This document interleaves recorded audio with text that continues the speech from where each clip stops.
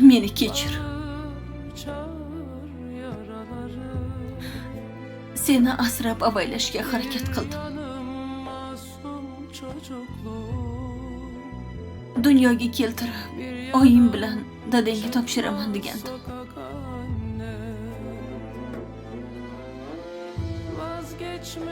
Ularga ham kerakmas ekansan.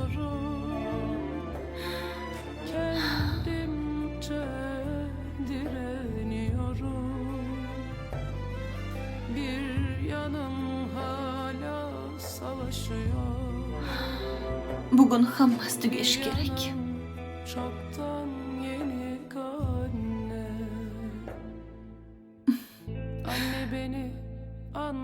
Mohinur seni deb asrab qolindi.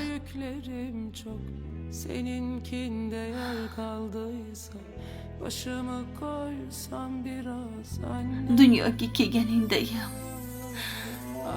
sen bilan xayrlashish qiyin bo'lardi. Sorma halim hiç gücüm yok.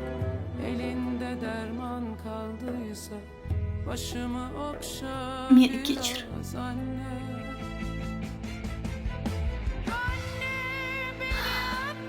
Daryo sizmi?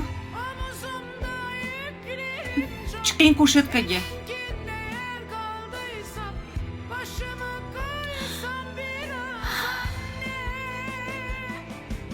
Kiyimingizni past tomonini yechsangiz bo'ldi.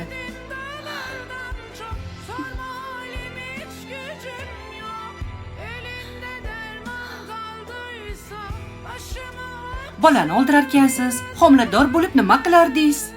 Kichkina so'roqda oldirmaydimi odam? Qo'l oyoqlari chiqqan bolani hozir o'ldirmoqchimisiz? Odamlar qancha tirnoqqa zorlar bor.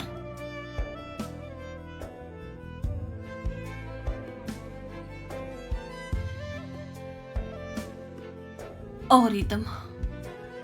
Tirik jon. O'ldirish osonmi? O'zingizni bo'sh qo'ying.